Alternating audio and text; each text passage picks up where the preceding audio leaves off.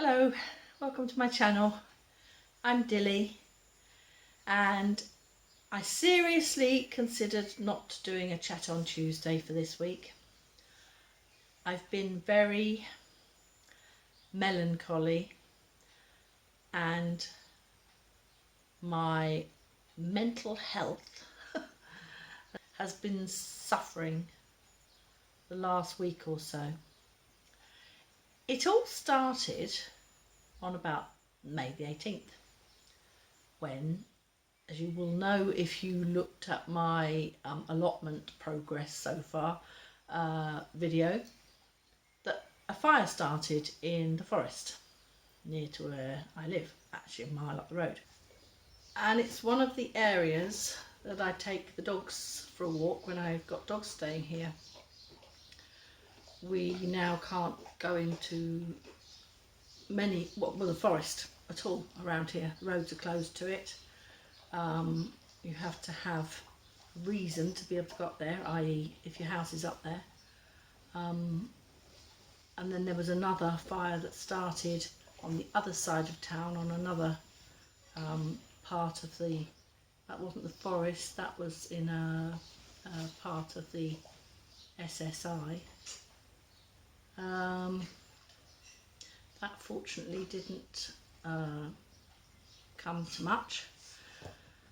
I managed to get that under control quite quickly, but then the one that had started on May the 18th and was raging for days and days, and we've lost something like 200 hectares of forest and gorse land, and it's an area of special scientific interest because we have unusual creatures here, birds,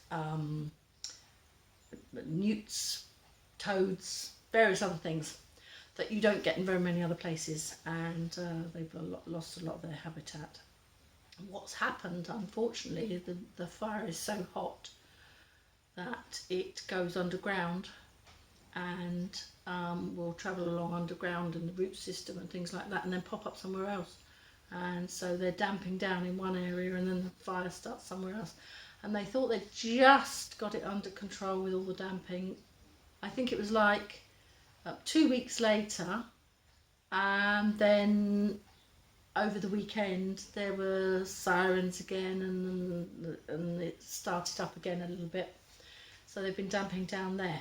To exacerbate the problems down here, because the lockdown has been eased a little bit, every man and his dog have decided to come down to the south coast for a picnic on the beaches in the forest. And they're quite happy to come in their droves, park on the roadside. Of course, all the public toilets are closed. So what are they doing? They're peeing and pooing in people's front gardens. They are leaving their rubbish behind. Oh yes, they can carry their picnic when it's full of food and drink and everything else. They can take it down there, but they can't take it when it's empty back home and dispose of the litter properly. Nah, we'll just leave it. We'll just leave it for somebody else to clear up. So there's been no social distancing. There's been idiots that have been, you'll probably have seen on the news, jumping off one of our local beauty spots, Durdle Door, having to have rescue helicopters and lifeboats and various other things, all taking up valuable resources, time and money. And then you get people complaining and saying, oh, we came down to Dorset, but went to the beach, and oh, it was so crowded, and there was no toilets open for us, and we couldn't social distance because it was so crowded. And well, stay away then. I am so angry. I'm so upset that they just feel that they can. It's worse than when it's holiday season. It's not this bad at holiday season. It's like the whole of London practically has come down here, and everywhere in between here and the coast. They are all coming down here for a jolly for the weekend, leaving all their mess then or back home and wrecking the countryside in the process. I know it's all to do with money, and the local councils should have shut the beaches, and the local landowners should have shut their car parks. Oh no, it's all to do with this. Well, now what's going to happen, because there's going to be bills galore for the rescue helicopters and all the fire engines and just everything. The local resources have really been pushed to the limit, and local people have got nowhere that they can walk their dogs, just their own dogs, let alone if you've got a business, a dog walking business, which of course I'm still not working because... Oh, and I can hear sirens again now. It's been like a constant thing for the last since May the 18th. We've heard nothing but sirens all the time. They're having to stop people and turn them away. They found people camping overnight in their camper vans and on tents along the roadside, and people that live in the villages can't even get into their own houses because people have been blocking their driveways and they're parking in their front gardens and defecating in their front gardens. It's just madness. Anyway, so I took Albert down to the river for the first time this year. Quite late in the evening, probably about 5:30, hoping and thinking that most people will have gone home because it wasn't, it was tea time, and thinking that the locals would have all taken their children home, because a lot of people go down there with the children and with their dogs. That's normal. We all locals all use it. But it wasn't locals down there. And again, the rubbish everywhere. It broke my heart. I heard somebody saying, oh, of course, the toilets won't be open, will they? And then somebody said, well, you could always do it in the river. The children playing and everything, just go and do it in the river. And he said, oh yeah, but it will just be bobbing along. Ha, that was funny. Okay, so I was upset. I walked the opposite way. Albert and I went and had a look at the swans and the cygnets and the ducklings and with their mums, and we perked up a bit and we went on further on round, and it all ended happily because they were all over there and we walked right the way round the river and went back home. And now I'm going to end on a more positive note. Sorry I was so glum earlier, but I'm just so upset. So anyway, we've been over to the allotment again today. I expect when you saw the last video, I think we'd completed the first 26-foot bed. My husband wants to do a raised bed system, which is fine, and he's got interested in the no dig system because that's what I wanted to do. But when you have a no dig system, it's all in the preparation to begin with, and we've built the beds with the cardboard underneath. We've been collecting nettles. Guess who got stung all the time? He did. I don't know how he managed it because I didn't get stung once, but anyway. So we got loads of nettles, then we got loads of horse manure, got some grass cuttings, and then the compost, and you do it all in layers, green, brown, wetting it all in between. Great. So that's what we've been doing today. But even though we thought we had loads of the stuff, and I've been saying to him, I think you'll find we need a lot more than you think we do.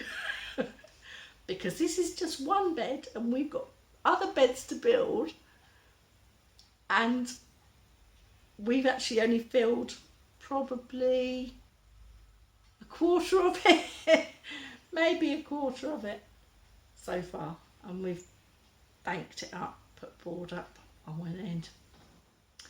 So it's going to take forever to fill the beds up, and what we've decided to do is we'll carry on and build the beds, and layer them with cardboard, because it doesn't matter, the cardboard's there to stop all the weeds, and it doesn't matter if it gets wet and gets and breaks down, because we'll just add more cardboard. That's not a problem at all.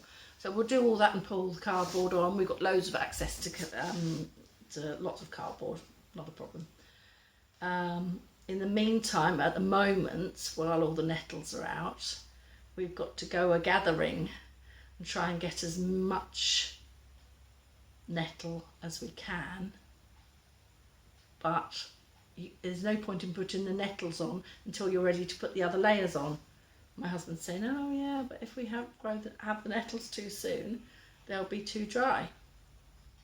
But I don't think it matters that they're dry, because it's the nutrients within them, and when you moisten them and so on, it'll all come out anyway. Manure, we've got a constant supply. We're very lucky, we live near horses.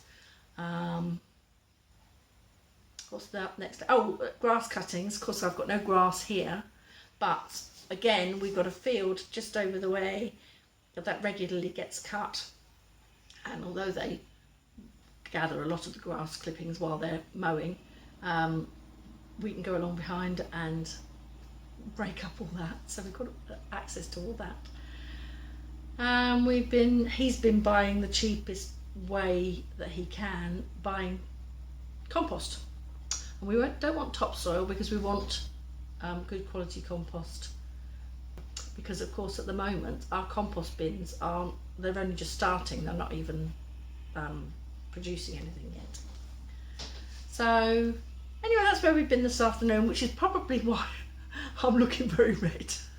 It's hot out there, but yeah, so it's my workout for the day, shoveling and moving it into the bed and watering it all and all the rest of it. So yeah, that's all promising, and we've got some seedlings to go in that obviously we can't grow in the garden. We've got everything we can grow in the garden in pots. There's certain things that we'll need to go over there. We've got some purple sprouting broccoli. Oh, we're going to have some red Brussels sprouts. It was a little box with unusual seedlings in. So there were purple carrots, which the seedlings had been taken out. My sister gave me the box, so they've probably been used somewhere.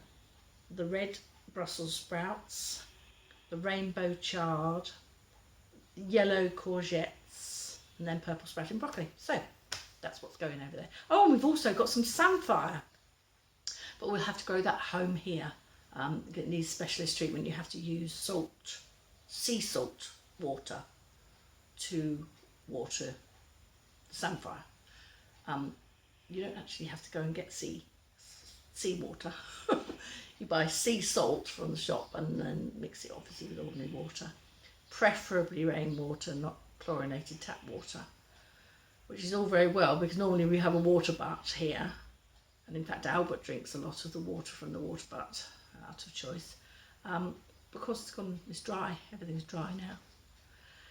So that's what we've been up to today, and yeah, so end on a more positive note, and wherever you are, I hope you're in a good frame of mind.